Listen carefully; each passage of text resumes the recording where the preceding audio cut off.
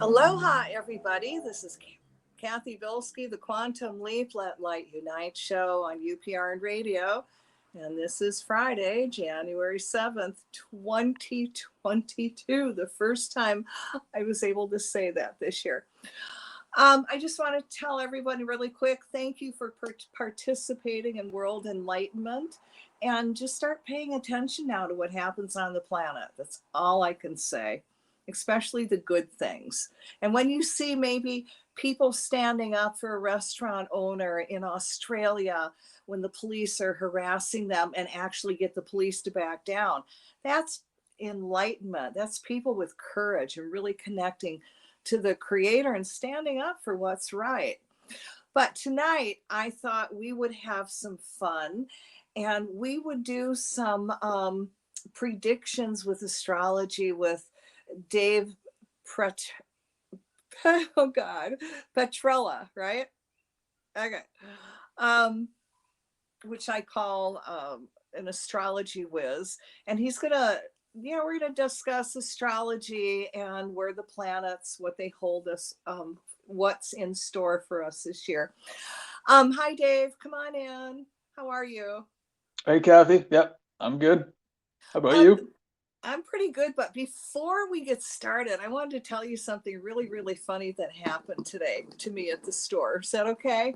I thought it was really funny, but remember, I'm from Midwest Michigan, and we do have a very interesting, witty, sarcastic sense of humor. So let me set up what actually happened now. I'm from Michigan, where it's very, very cold, okay? And I grew up what they call the golden years of the Union. So when people had retired from working, they would go down to Florida, okay, in retirement. So I had these two young men come into the store today, 20 years old, and they lived in Florida. And I started laughing with them and I go, God, that's a state of old people. And the one young one goes, oh my God, do I ever know when I see somebody young on the street, it's like, oh my God, look, a young person. I don't know. I kind of equated it to looking for your deer spotting, when you go out at night and you're like, oh my God, there's a deer. Oh, wow. Okay. So, and he looks at me, he goes, do you know what we call the state of Florida? And I went, what? Oh God. God's waiting room. Mm-hmm.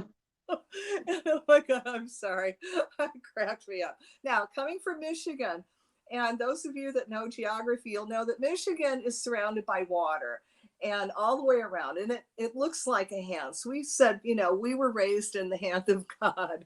So why can't you go down to Florida and be in God's waiting room? I mean, okay. Anyway, I guess you're not really laughing. I thought it was funny. If you're really old, you really get it. You think it's humorous. Well, waiting room down there. I mean, well, I've heard it about Arizona too, Cathy. I've heard that one a few times, and well, I'll tell you what, like it's a good place to be because it's warm almost all of the year, so it's a good place to wait. I think that's accurate, and it's actually well in Hawaii too, but the strength of the sun's rays are obviously a lot higher, and I've actually lived in Florida for periods in the past, and it really helps to get well, I mean, it just makes you feel, even if I was having maybe not a great day or something, I walked outside, the sun was strong, the just lots of UV kind of and high energy. I know, but they've got alligators there. Well, you know what? Okay. I've never had a problem with one. I've never even, actually, I don't even think I've seen one out of like a reserve or something like that, or Disney World. I've seen alligators live in the wild in Texas, actually. But I guess I haven't seen one in Florida, and I've been on some trails too. I haven't seen one though. So wow. Okay. Put that on your bucket list. So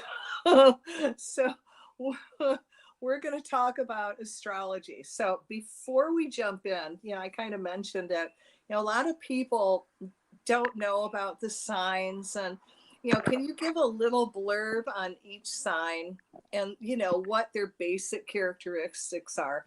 And I know that it can change depending on the person and the year you were born and all that. But, you know, am I wrong saying that Leos can be stubborn? They do like to be kings and queens, and they got really good hair. Yes, that's correct. Yep, that is definitely Okay. correct. There's a reason for for categorizations and things like that, because if you look at large groups of people, and actually this is something I talked about with someone recently, they said, oh, like you can probably just look at my chart and make anything fit for me and say it's based on astrology or whatever. And I said, well, you know what? Guess what? After you do thousands of these, and then you can build a large database, then if you were to be able to see what I'm seeing, then you would see. If you're looking at it objectively, you're going to see large patterns. And in fact, as for someone, if someone's watching, they don't believe in astrology, take all your friends and family, figure out their birthdays, put them in their proper sign, and then look at all those people as a group and just think about it as you read the description. That's what I would encourage. And then you're going to see how incredibly accurate the pattern is. It's a really basic experiment people can do if they're curious about it. But yeah, in any case, so there's 12 signs. You can actually see if you can. I'm not sure if you can read the writing on the whiteboard I have, but this is the zodiac. There's 12 signs in the zodiac. It always traditionally starts in Aries, which is the spring equinox. So Aries people are all about action. They often act, and actually a lot of times they don't really think. They just start doing something, and that can get them into some pretty dicey situations. Actually, um, they can be argumentative. They can be kind of warlike. They kind of like to fight. They like a good battle. So that's kind of basic for Aries. And then second sign is Taurus. Taurus is when everything, Aries is the big burst of energy, and Taurus is when things really slow down and calm down. And Taurus people really enjoy all of the pleasures of life. They like colors and candles and television and food, actually, especially food. They love food. They take their time. They're also a very stubborn sign because they're in the middle of the season. And it's the same with Leo, too, Kathy, is that you're in the middle of the summer. And so that makes it's called a fixed sign. All the fixed signs are stubborn, all four of them. Taurus are also they're very caring, they're very sweet people, and they don't want to fight. But if you push them, they are a bull. So just be aware that they have that in them if it's necessary. Okay, the third sign is Gemini, and Gemini, it's the twins, and that's when things start to split. Yep, and they're on both sides, so they can see both sides of every issue. They can usually do it pretty objectively, which is really impressive. If you've ever seen a Gemini do that, they don't invest necessarily on one side, or they don't identify with one side, so they're not offended if someone else comes in and says something on the other side. They don't really show a lot of emotions. They like to joke. They're kind of the jokers. They like to play around. They love to be sociable. They're really good time. They're really fun people, but it's kind of hard to sometimes get close to them because they don't show a lot of the emotions. Okay, then that's the spring season. Those three signs are in the spring, and then you got the summer solstice, and then the fourth sign is in Cancer, and Cancer is the crab, of course. And Cancers, they're very emotional people. They need to feel safe. They need to have a safe space. So if they feel uncomfortable, they need to have a place where they can kind of go crawl away and hide for a while. They're very good hosts. Very good hosts. They're generous. They like to be make people feel comfortable, and they tend to be kind of conservative. They're pretty careful. They're pretty cautious. And then the fifth sign is Leo, which is again that's in the middle of the summer season now, and that's a fixed sign. Can be a very stubborn sign. Leos, like you said, Kathy, they're the kings and the queens of the zodiac. They really generally need to be the center of attention all the time if possible. That would make them very happy. They can get jealous if they're not getting it and someone else is. But they're very fair. They try to be very, very fair to everyone, and they don't hold grudges, but they never forget. So if you do something wrong to a Leo, they're not going to forget what you did. So don't try to pretend that you didn't do it because they know that you did, and they might keep their distance. The other thing Leos do too is if they're not interested, they'll just walk away. They don't even say anything. They just disappear and they're just gone. And the person be like, yeah, yeah, they'd be like, where'd that person go? Well, you know, if you think about a cat, that's what cats do too. If they're not interested, and Leo's the cat's not interested, it just walks away. And that's the end of it. Okay, so that's Leo, the 5th sign. The 6th sign is Virgo. Virgo is the last sign of the summer. Virgo is it's the Virgin, so it's a very conservative sign. They're very careful and cautious. They have a lot of anxious energy, and they get nervous a lot, and they talk very fast because Mercury is the ruler of Virgo. But they're very sweet people. They're very generally positive, happy, great hosts. They're really good at organizing and researching and information, putting things together, all those types of things. Okay, and then now we get the fall equinox, and this is the 3rd season. It begins with Libra, which are the scales. And again, you know, there's 2 sides, and so it's balancing the summer with the fall, and that's the scale in that instance of describing it, is that you're trying to balance, you know, the two in between the 2 seasons like that. But Libras tend to be very indecisive. It's very hard for them to make decisions usually. They're very sweet though, very nice people. They try to be humanitarians, and they try to be they're really good diplomats. They're excellent at that. They try to have everyone get along. All they want is peace. They want peace and harmony.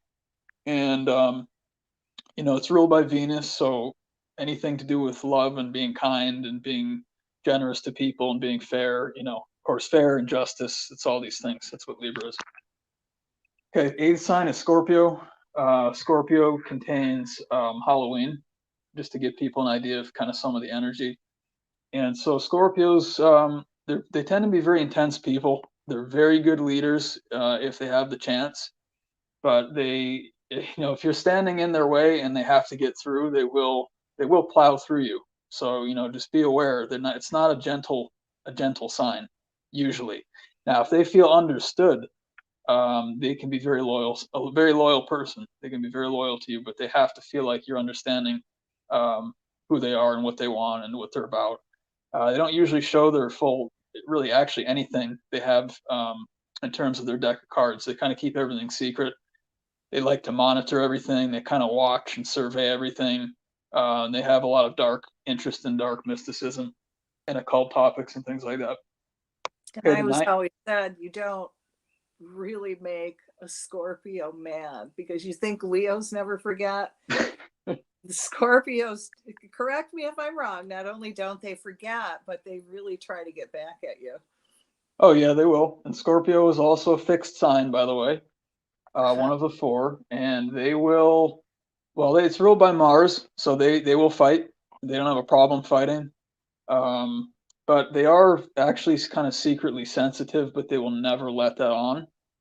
It's a water sign, you know, so that's the feminine aspect of it, but it has Mars as the ruler. And here's the thing that they do too, Cathy, is that, and I'm not trying to blow your cover, Scorpios, but I just want people to understand, you know, there's an explanation for everyone here. Scorpios can be really like emotionally manipulative, so sometimes they'll fight you passive aggressively. Sometimes they'll fight you head on. They always have a way to do it, and they always will do it if they feel like they want to. And it's not hard for them. It's just how they are. Okay, so Sagittarius is the 9th sign, the last sign of the fall season. And Sagittarius, they have a lot of energy. It's like one of the best ways I've heard described is they're like a ball of energy. And don't try to get them to calm down or to lessen their energy. It's not, you know, they're not going to be happy with you if you try to do that. They value their freedom probably first. They're very interested in traveling. They like to go different places, and they're also very interested in wisdom and philosophy. They can be very, very blunt, and that can sound very offensive to some people because they don't really sugarcoat it. They just say whatever they feel like saying. They can be tyrants too because it's ruled by Jupiter. So that's Sagittarius. Okay, and then the last quadrant is starting at the winter solstice is Capricorn. And Capricorn, actually, I'm going to talk a little bit about tonight in terms of 2022 because it's going to play an important part. But Capricorn, they're very serious people. They're very disciplined and determined. They are great at doing projects and completing them. They don't necessarily rush, but there's no extras with Capricorn. So they're just, they just say it how it is, and there's nothing, literally, there's no flair at all. There's nothing extra at all. Sometimes they don't even talk because they don't have to. They don't talk unless they have to, generally is how Capricorn is. But it doesn't mean they're not feeling proud or happy inside. They just don't need to show it. They have a little devilish sense of humor too. Capricorns like games, and if you think about the devil comes from Capricorn, or the depiction of the devil as a hoofed animal. It comes from Saturn, and actually Saturn and the satyr too, which is from mythology with the cloven hooves and everything. And it's the ruler of Capricorn. And Capricorn is the goat. So if we know these things, we can. And this is hell too down here. This is the winter. In Spanish, winter is invierno, which is inferno. It's actually the opposite of what it means. But all these things we can see where the words came from. Okay, and then we've got Aquarius, which is the 11th sign.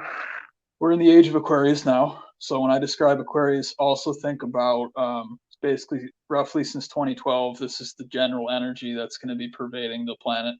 It's kind of the backdrop of the play, if you will, of what's happening currently. And so Aquarius, they're very progressive. They're humanitarian. They are futuristic. Good motto that they live by is to live and let live. So, they try to do their own thing and they let other people do their own thing. But they're interested in progress of humanity.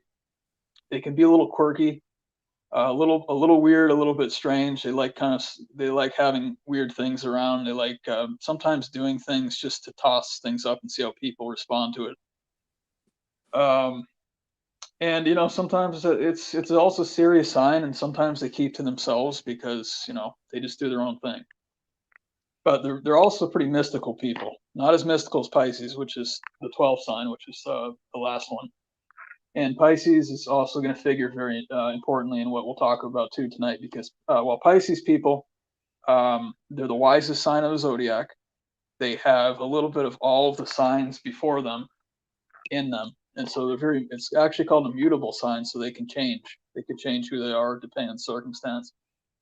But they're very sensitive people. They try to be nice and love everyone, try to treat people fairly, but they can also come across as tyrants as well, because they're ruled by Jupiter.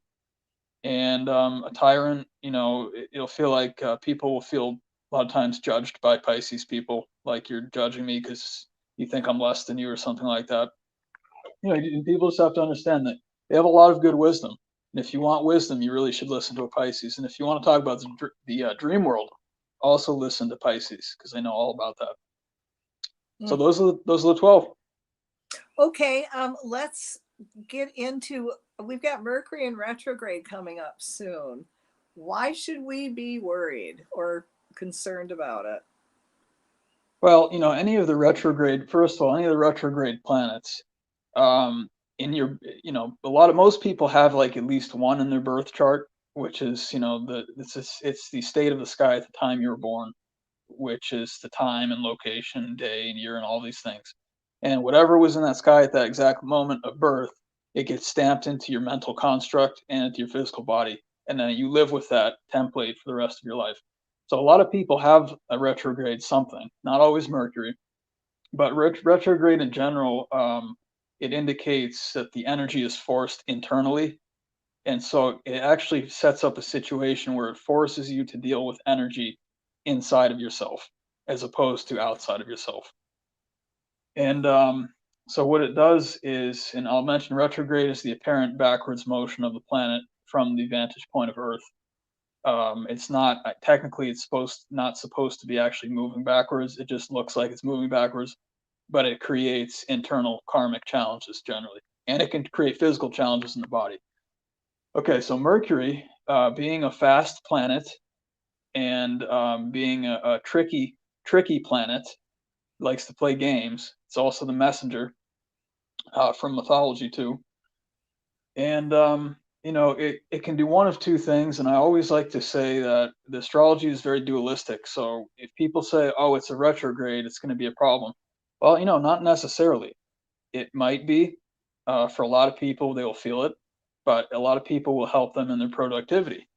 So I'll just start with the good side. If it's affecting you, and everyone's different, by the way, it depends a lot on your own chart. Mercury, you know, when you say Mercury's retrograde right now, that's indicating what's called a daily transit, which means that that's what it's doing right now in the sky. Now, how that compares to your own chart, your own birth chart, is going to determine how it affects you specifically as an individual. It's not the same for everyone.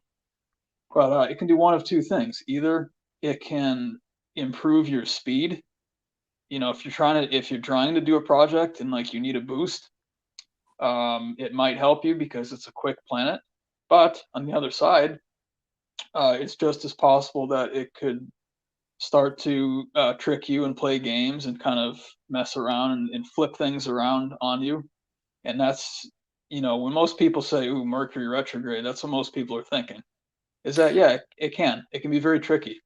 You wouldn't start a project, brand new project or a relationship in retrograde, would you? I probably wouldn't if I happen to look at it. You know, one of the things that I do, I was talking with someone the other day about this too, is that if you're in tune enough to your own energy and your own sovereignty and also the energy around you, generally you're going to actually feel what the right thing to do is. Now, I know not everyone's at that space, and you have to, you know, have to be able to move energy, and takes a lot of practice and time. But I can always feel if it's the right time and I don't have to necessarily look at the daily transits and stuff like that. I probably initially would not do that. And you know, actually a good way to do it, Cathy, I would say, is that like Mercury retrograde is starting on January 14th this year, going through February 3rd. And it's also, by the way, it's also May 10th through June 2nd, and then September 9th through October 2nd. And so what I would do is people who are really interested in the effects, you know, just watch how you're reacting, and watch how your life is during that period of time, and see if you see a very productive time for yourself, then maybe look at the next retrograde, Mercury retrograde, and maybe think about, okay, maybe I'll start something here. But if you watch it and it's not something that's good for you, then no, I wouldn't. I agree with you. I wouldn't do that next time. Interesting.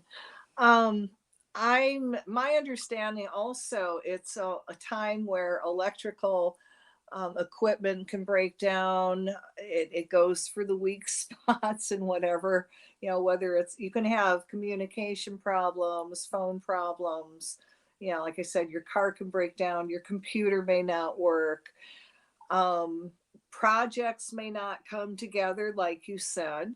Mm-hmm. I would always say, you know, if you have a meeting, make sure you have a backup for that meeting in retrograde, and then a backup for the backup, and then, you know, run with the wind. Well, and you know what, Cathy, I always have a backup anyway, every day of the year. So if people make plans like that, if you plan for things not necessarily going perfectly, then you're always ready, you know, no matter what happens. But like you said, if you've already have something started already, and then it goes into retrograde, it would be a good time to finish it if that's where you were at in that project.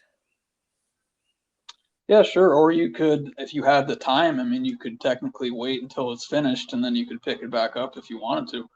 There's so many options, but like I was saying before, I really think the best way to do it, because it does affect everyone differently.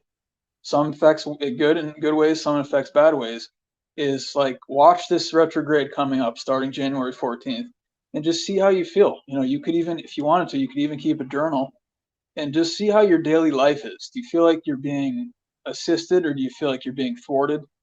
And then based on what you feel, then I would say the next time that comes around, then I would plan accordingly. You know, Well, if I you want also to. found, you know, because I have a store, that a lot of times I call it the retrograde crowd, because that's when they come back into my life. And Oh, okay. I see them in retrograde, and it really cracks me up. You know, they walk in, I go, ah, it's got to be retrograde, and it is. Okay, yeah, that's very interesting.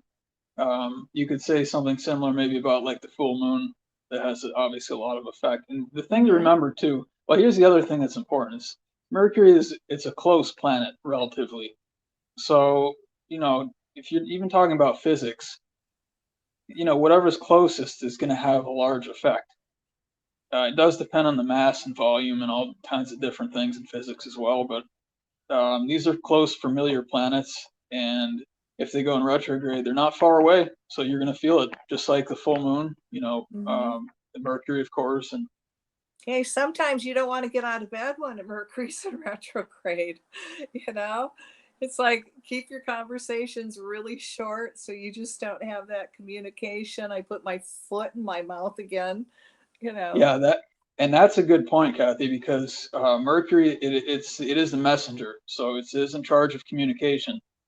It rules Gemini, it rules Virgo, and so I agree with that. Be careful what you say. Like, you know, it might want to it might feel like it's on the tip of your tongue and you just have to say it, but you know, be careful. Especially it's gonna feel like it's moving fast. It's like, I need to say this, I need to say it now, and I need to say it fast. But be careful. And I agree, that's Mercury retrograde. Yep. And isn't it also kind of like the full moon that, you know, so Mercury in retrograde actually starts the 14th, but then you've got that curve, like for the first, you know, 3 days before, 3 days after rule, that you've got to be careful with what you do. Yeah, and that's called an orb generally in astrology. I would say that's generally very accurate. Anytime you have an event, 3 days, and sometimes it's interesting though, because there's what's called applying and separating, and if you're coming into it, a lot of times it's a stronger effect than when you're pulling away from it. So if you're on the applying side of whatever it is, which means the closest side to you at whichever vantage point, then you're going to be. I would be more vigilant than I would be if you're on the other side, which is called the separating side. But then here's the other thing: is that, you know, it doesn't stop at 3 degrees on either side. It keeps going. The way I usually do it is I do a 3 degree orb on either side, and then I do a 7 degree orb on either side, which is like the second level, in terms of effects. You know, it's like a fair amount of effect, whereas a 3 degree is a strong amount of effect. And then I go up into about a 9 degree orb, 9 degrees or 9 days to either side. And then after that, I just kind of just forget it, because it's so nominal after that it's, you know. It's But a you're lot right. of time that comes around 4 times a year. Yeah. Yeah. No, that's right. Now Okay, let's can I say one more thing, Kathy? yes. Okay, so the Mercury retrograde, the other thing that it does is that it will try to convince you sometimes that you believe something that you don't. So be very vigilant. Like, you know, you don't believe something, or you know you don't want to do something, and it's going to try to come in and trick you, saying, "Oh no, look, hey, you believe this side? Well, how about this side? Because maybe you should try it this way." So just be careful, because it tries to get you to do sometimes to do things that you don't believe in. You know, people should be aware of that. All right. Wow, that was pretty cool. So let's get into predictions, Wizard. Okay. All right. So we already did that one. So since we're on retrogrades, we'll just continue, because there's a few, you know, more that I want to highlight in 2022.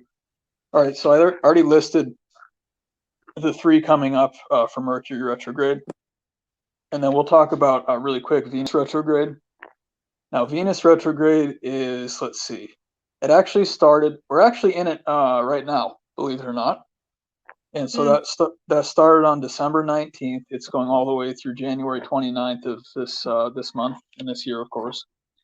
And you know, that's Venus is love. So, you know, in terms of starting a new relationship, it's probably not the best idea. But it can pull old unfinished business back into your life, right? Yeah, it can, if you start getting phone calls from an ex or something, or something of that nature, then I wouldn't be surprised at all that you're right about that. But again, it can go either way, so it might be maybe you meet someone under like not great circumstances, and maybe it's rough for a couple weeks, and then when you come out of the retrograde, well, you met that person, so now you can continue to get to know them, and that might not be a bad thing necessarily. But yeah, that's a good point. Okay, then there's Mars retrograde coming up on October 30th of this year, going all the way through January 12th of 2023, actually. And Mars retrogrades is dangerous because Mars is the planet of war, but it's also the planet of action. So it doesn't have to be something that's going to destroy things and be negative. It's also something to get things done, and you can get things done in a non-violent, peaceful way. If you have a focus on Mars and when you're doing projects and stuff like that, then you're going to be a lot more likely to actually just get it accomplished because you have that support. But watch out for the confrontations and stuff like that. That's a good word for it. Or anything that could be like an intense argument or situation or something. Just be aware during that time that it's going to be elevated. It's going to be an elevated chance for that to happen. That kind of thing. Okay, then let's see. Oh, okay. Wait a minute. Mars, Mercury. Oh, okay, that was split up. All right. And then there's actually one. You're right, Kathy. So there's 4 Mercury retrogrades, and I'll just mention the last one because I hadn't. The last one starts December 29th of this year. It goes through January 18th of next year, of 2023. So that's a little bit away. But what were the other 2? With Venus? No, Mercury and retrograde. You got January 14th, what we're going into. And what were the other 2? Okay, we got January 14th through February 3rd. We've got May 10th through June 2nd. And we've got September 9th through October 2nd. And then it's really something good I would put on your calendar, guys. So, you just have a heads up what's coming and act accordingly, right? Yeah, be aware of it. I also mentioned this real quickly. I just talked with someone recently. If you have Mercury retrograde in your birth chart, I would say it's probably more likely that you're going to know how to deal with it because it's familiar to you. It doesn't mean it makes it easy or pleasant, but it's, you live with that every day if that's in your birth chart. So it's not something out of the ordinary for you necessarily. So those people who have that in their birth chart, and if you don't know, by the way, I mean, obviously I do birth charts. That's what I do as a career. I'm an astrologer. So if you'd like to have a birth chart done to find out about that or find out about anything else, let me know, and we can get that taken care of for you too. But the Mercury, like I said, if you have, and not just for Mercury, if you have any of these planets in retrograde in your birth chart, and then it comes up during the daily year in retrograde during the daily transit, you're probably going to feel like, oh, I'm used to this. I live with this every day. So you might be a little bit better to armed to figure out how to deal with that in that case. So just pay attention. But I agree with you, Kathy. Like, it wouldn't hurt to put it on your calendar. I don't think that's a bad idea, just to be aware of it. Okay, so there's 2 more parts that I want to talk about, and we have about 20 minutes, I think. Okay, so I'll talk about 2 more parts, and then we can obviously talk about whatever that people have interest in or that you want to ask. There's 2 big events. Now the retrogrades, those types of things happen somewhat frequently, but there's other things that don't happen that frequently. And that's because of the orbit of specifically the outer planets that have much longer orbits. You don't see them for instance, we're going to be talking about Jupiter first. You see Jupiter once every 12 years. The Jupiter return is once every 12 years. So it's not that often. So you're going to notice it when it comes around if you're paying attention and if you know what to look for. And so what's going to be happening is that it actually already started, and I already have some really good proof. I talked to someone again about this. So Jupiter moved into Pisces on December 28th of last year. And I'll even say from personal experience, it was right around that day I felt a serious shift. And I'm not just saying that because I'm an astrologer. The way that I approached things changed. The communications I was getting from people changed. The research I was doing changed. I mean, everything had shifted. And in my particular instance, I'm actually Pisces. Now, and in my birth chart, I have Jupiter in Pisces. So for me, this is very familiar. Again, what I was just talking about before is that if you're seeing something in the daily transit that matches your birth chart, you're going to say, oh, this is like very familiar to me because you live with it every day. So anyway, so that entered Pisces on the 28th of December, and it's going to go through May 10th of this year. So it's a pretty large time period. And so what we're going to have happen in there is, first of all, Jupiter is the ruler of Pisces, which means that that's where Jupiter wants to be. Jupiter wants to be in one of two places. It's either Pisces or Sagittarius, and that it rules both of those two signs. So when Jupiter comes into Pisces, what that means is that you have Pisces at full force. Jupiter was not in Pisces, then Pisces is, it's just doing its own thing. But when you have that support from the ruling planet, you have some serious Pisces power. And on top of that, Neptune is also in Pisces right now. And Neptune is the co-ruler of Pisces. So this does not happen very frequently. This is really good. I mean, you have the ruler and the co-ruler in its proper sign. That's a big deal. That's a really big deal. So what that means is basically full. I mean, if I could say more than 100%, I would. But let's just say full Pisces power starting on the 28th of December, going through May 10th of this year. So what that means, again, it's always dualistic. So there's two sides to everything. And so what you have is on the positive side, Pisces, again, it's the wise sign. It's the sign of wisdom. It's a sign of the dream world. It's the sign of caring for other people, paying attention, sensitivity, all these things. So I would expect to be seeing a huge push in our community right now. People, light worker community, people, starseed, indigo children, whatever, all these types of things. I'm expecting a big boost to help us. We need a little bit of a boost to help us out here.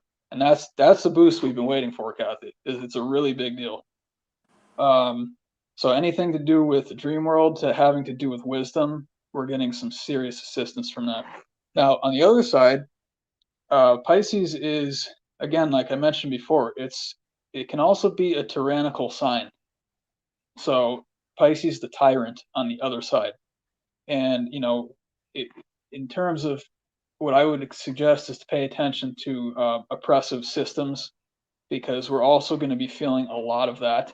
And we are, in my opinion, we have been actually. Oh, absolutely. See what's going on in Australia and Austria and yeah. Right. So, that's going to get a boost too, I believe, unfortunately, because it might probably going to vacillate back and forth. But can it go the other way when people, when you say people rising up and speaking out and standing up for themselves? Oh, yeah. Yeah, and using the wisdom to do it, and understanding laws of sovereignty and things like that, is that we have our own human laws and all these things that are above systems.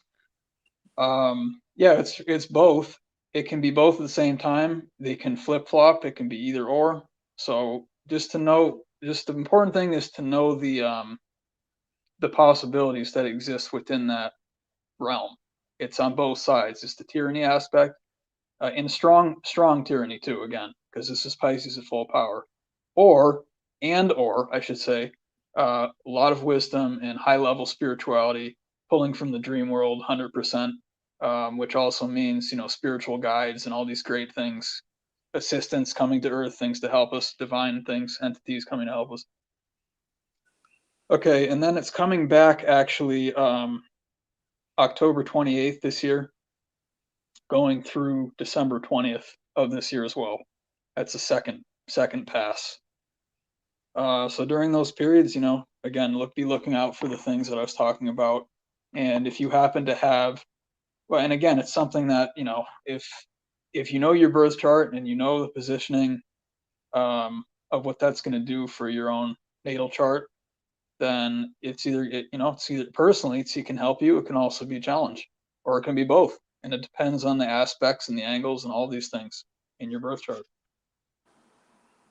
Okay, and then let's see, in May, Jupiter moves into Aries. So during the period, you know, the 2 times that Jupiter is moving into Pisces, it's going to be in Aries. So when Jupiter is in Aries, so what is that? Let's see, May 11th through October 27th, I guess. During that period, I would expect a pretty big confrontational energy. Really like a big, broad spectrum confrontational energy. And then it's going to be reverted back to where it was starting December 28th of 2021, which is, again, that's the wisdom aspect, the helpful spiritual, high-level spirituality. Okay, anything that you want to add with that, Cathy? Or no, but when you're doing, you know, energy work and you understand that, you know, like you were saying, May 11th through October 27th can be confrontational, but you can also give a lot of energy to all the light workers. Oh yeah, that's going to be neutralize that confrontation. Oh yeah, and that's going to be happening. You know, I already feel it personally. I mean, I feel like I'm actually being assisted, you know, by an invisible force, that's how astrology works. That's how it's always worked, and of course by my friends and you know, coworkers and things like that, and people I work with, that we're all helping each other too. But it's coming from all angles, and it's never just one. Usually, it's not just one thing. And even within the good aspects, there's many ways it can move within that. It might be heavy on the wisdom and not as heavy on the sensitivity, or it might be vice versa. It could be, you know, just to know. The best way to do it is to know all of the options, so that way when you see it happen, you can pin it and say, this is what it was, or this is the reason why. When you were doing my chart, and he really is good, guys, you should call him and talk to him about it. We talked about, you know, like when you're, and many people are doing this, you know, they're looking for their divine mates, and how do I know if this is the right person for me, and blah, blah, blah. And you were talking about the 30, 60, 90-day rule. Can you expand on that? Yeah, sure. Well, okay, I'm going to start with 90, I think. So 90 degrees, for each day of the year, it's a degree is equivalent to a day. So what that means is a 90-degree angle to your birthday is called a square. And a square is, again, it's not just bad, it's both. And I just actually went through my square to my natal sun recently, and guess what? And this is the thing, is that it wasn't until after it happened that I realized what happened, because I said, wow, this is ridiculously powerful. What is going on right now? And then when I looked, or when I paid attention, I said, okay, yeah, I just went through my square. Of course, that's what it is. So with a square, if you're talking about, are we talking about matches specifically about, okay, with other people? All right. So you can actually you can even do the calculation yourself if you want. Obviously, I'd be happy to do it for you guys if that's what you're looking for with astrology. But 90 days before your birthday or 90 days after your birthday is a square. And that's going to, it's going to be very difficult. It's going to be exceptionally rocky. It's like it's like a roller coaster, up and down. You're going side to side. It's really wild. It's a really wild ride when you go through a square. But it's also really good for information coming in, because it gives you a perspective that you would not normally ever have, because it's a perspective that you don't even want to spend time in, because it doesn't feel good. So if you're talking about a 90-degree or 90-day before or after your birthday, just be aware that it's going to be good and bad, and you can't separate them. You're going to feel both of them. So it's very powerful. It's very it's very interesting, and it's like a very curious thing. You can't not do it. You can't not pay attention to it. You can't look away. I'll put it that way. If there's someone's a square to you, you just can't. You are transfixed by this person. So that's a lot of the appeal for that. But it's also, they're going to put you on a roller coaster. So you better be ready for that if you guys want to go into that, to the 90 degree. The 60 degree is generally considered. Is your birthday to birthday, so this is your sun sign, and it would have nothing to do with your rising or moon. Well, right, and that in this instance, but you can also use it to see how is the moon responding, or how is my ascendant responding. You can use it for any body at all. I mean, astrology is limitless. You can project anything, and depending on what you're trying to accomplish and look for, then that's when it makes sense if you can identify that to figure out what it is. Okay, so what it is, 60 degrees is called a sextile. It's a gift. It's like a gift. That's the best word I can have for it, use for it. And it's gonna feel really good. It's easy. It feels good. Feels pretty natural, and there's not a lot of bumps and stuff. So that's one I would say. I wouldn't really even think twice about it. Yeah, I would say green light for a 60 degree, or 60 days before or after your birthday. I'd say green light for that, at least initially. And since the natal suns are the strongest, it's going to carry the most energy. So I would say I would support that one for sure. And then a 30 day, 30 degree before or after is it's really splitting. It's really getting split. The smaller angles are not generally as powerful, because they just don't, they're so close. It's just, again, it's physics. So if well, okay, I should put it that way. But if you have an angle that's a larger angle, you have more energy coming in. It's a longer distance to travel to get to that meeting point. Whereas if you have a closer angle, it's much less the distance. That's really what I'm talking about.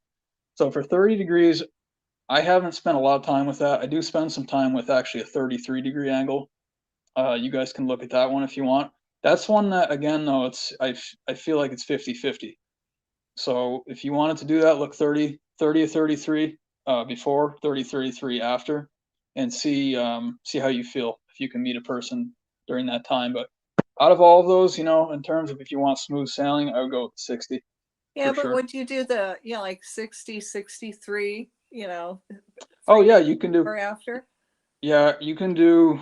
Right out of the gate, I would say 57 to 63 in that region. It gives you about 7 days. But like I said before, sometimes the applying is stronger than the separating. But again, it's just, you have to work with it a little bit and see what makes sense to you, really. Okay, I've got one more thing, Cathy. I really need to get to it. It's the most important one, if you don't mind. Go for it. Okay, so we got about 7 minutes, I guess. All right, so really the last event that I want to highlight is a seriously big event. Okay, so what's going to be happening is Pluto is going to be in its return. Now, Pluto, first of all, let me just say this. Pluto was demoted a while back to, not a planet, a planetoid, essentially. The more that I spend time looking at Pluto, the more that I think it's actually Nibiru. So for people who are interested in the Sumerian mythology, I would really encourage you to pay attention to that. When you look at Pluto and you read about Pluto, I would be thinking about Nibiru personally. This is the massive planet that's affecting the orbits of Neptune and Uranus. That's past their orbits. It's not something the size of Pluto that's going to do that. And it's not. I actually don't think it's visible. I think it's in the invisible spectrum, which is why scientists are having such a hard time. But it's out there. It's out there. Okay, so the orbit of Pluto, and by the way, okay, I'm going to refer to it as Pluto just because it's referred to as Pluto in astrology, so we'll go with that for now. But Nibiru has been called the destroyer of worlds. I think in several different texts, actually, in cultures. I think Zecharia Sitchin actually said it quite a few times. And it's just really interesting because Pluto is described as the destroyer also. It's the destroyer and the transformer. It's actually both. So we'll get back to that in a second. But Pluto returns to the same spot it was in the sky It only happens once every 248 years. It's a very rare event. This is an exceptionally rare event. No one alive has seen this. You know, by the way, that's a What serious. date is that? Well, it's actually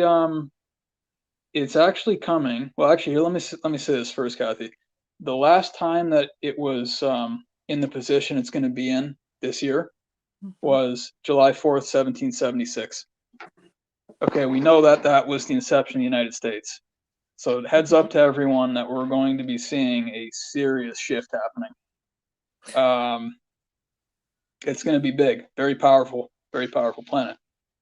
Okay, so this is coming in February. It's February. I've seen February 20th, 22nd, somewhere right in there. And what's important to note about that is that that's also the very beginning of Pisces.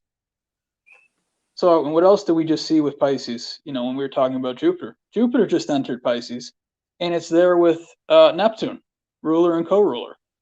So Pluto is, I mean, there's all these things happening with related to Pisces, is what I'm trying to point out. And again, going back to what we were saying before, that you have the positive and negative aspects to that. But anyway, February 20th or 22nd, then it's going to come back for a second pass on July 11th. And then the last one is on December 28th, 2022, which, by the way, you know, since we're matching up things a lot here, is that that's the day that Jupiter entered Pisces in 2021. So you see all these concordances, and that's how astrology works, is they line up a lot of times perfectly so that it really hammer home the point that this is what is going to be happening. Like, everyone pay attention to the Pisces energy, pay attention to so Pluto. now we've got the other side wanting to push through the Great Reset and this digital shutdown, global shutdown. Now, because they do pay attention to planets and stars, possibility of those 3 dates that they may push that idea and that concept through? Yeah, I would say so. I mean, if that's, you know, if people are following that type of story. I would also say, well, let me say this too, is that Mars is going to be within 6 degrees of Pluto. So this is, it's pretty dangerous, to be honest, guys. You know, I can't really sugarcoat this. Mars is, you know, it's the warrior, and Pluto's the destroyer. So there's something really massive coming, and we're just going to have to see exactly what that is. It could be what you're talking about. Enlightenment, you know, that's the whole thing. That's what we've been working on. And that energy has not hit the planet yet. Exactly. Yeah, exactly. And this has not happened since the inception of the United States. So wow. It's coming back for a second round. It is a reset. It's going to be a destruction event and a transformation event, because that's what Pluto represents. And it's got Mars right next to it within 6 degrees.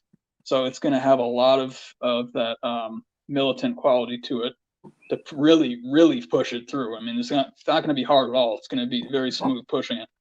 It's not going to be clean, I don't think, either. But, and then I just want to highlight too is that, let's see first. Okay, so 2008. This is really interesting to me. Was the first year that Pluto entered Capricorn, and that was also the year that everything started to change. I'll just speak for myself personally, that my spiritual journey started in 2008. And the person I first learned astrology from, Santos Bonacci, his journey started in the same year as mine. A lot of other people, things started to get tossed up in that year. And I think I know why now. You know, I think it was Pluto, the influence of Pluto. The other thing, Kathy, I'd be watching out for is that it's in Capricorn. Pluto's in Capricorn. And so that can indicate the fall of potentially public figures, a pretty inglorious fall, I'll put it that way, because Capricorn, exactly. Now, Capricorn is talking about career and achievement and stuff like that. So people who have achieved, and of course not everyone, I'm just select people I would be saying, people who have achieved high status and things like that.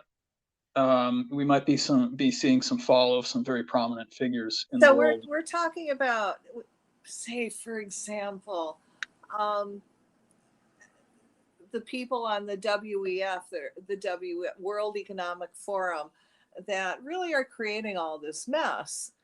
they may go down. Is that what you're saying? This is a good possibility during this time where, you know, they're caught, tried, and found wanting.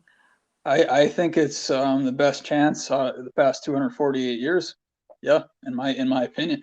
I mean, to be honest, we could also be talking about a natural disaster. I'm not trying to scare people, but there's I think we're long overdue for that.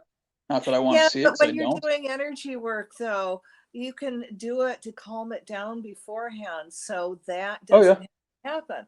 So instead of having a big blow up, you know, the Mother Earth can actually ratchet that energy.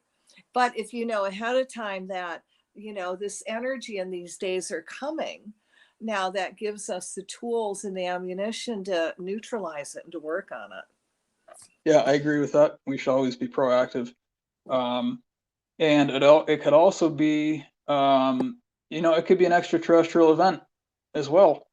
I've personally been waiting for that for a while, because I asked the question. People who know me, they know I ask this question every day. It's like, you know, where's the assistance? You're going to watch all of your children suffer like this, and like, is it a game? Are you not here? You know, is anyone home? Are you not watching over the people you care about? Well, that's a question I have every day. It's a very big existential question, but I'd like to see an extraterrestrial event personally, to get some assistance here. A benevolent one, yeah. Oh, absolutely. Yeah, absolutely a good one. Yep. And I agree with you. And I am actually really tired of seeing these people on social networks saying, oh, the galactic, blah, blah, blah. They said, you know, they're taking care of this, so you don't have to do it. And I'm going, oh my God, that's a distraction. They're telling you, I'm going to do it. Don't do nothing because I've got it handled. And then they're not doing anything. Oh yeah, and we always need to give support. I agree, Kathy. You know, even if someone's doing a great job, you know, give a hand, help them out too. Get your energy in there, pushing for positive. I agree. We all have to always be proactive. And then, I just want to get two last things in. It take me like 15 seconds because they're important. So also on February 20th, we're going to be having Saturn in Aquarius, and Saturn rules Aquarius. So again, this is Aquarius at full power. In addition, and Aquarius is the one pushing the humanitarian agenda, you know, in terms of like, let's get people to a better place, let's get knowledge out there, let's get inventions out there to help people. Some of that stuff might have to do with maybe possibly transhumanism, or possibly the technology, the continuation of the technology revolution, things like that. But Aquarius is all about helping people out. So that's to me, that's a pretty good thing. And then the last one is Chiron in Aries. Now, Chiron is called the Wounded Healer, and it's an asteroid that's way out in the outer solar system. And it's the greatest gift and it's the greatest weakness. So we're seeing a lot of intensity. We've got a lot of Mars represented. We've got a lot of Aries represented. We've got the explosive transformation from Pluto coming in, and I would expect some.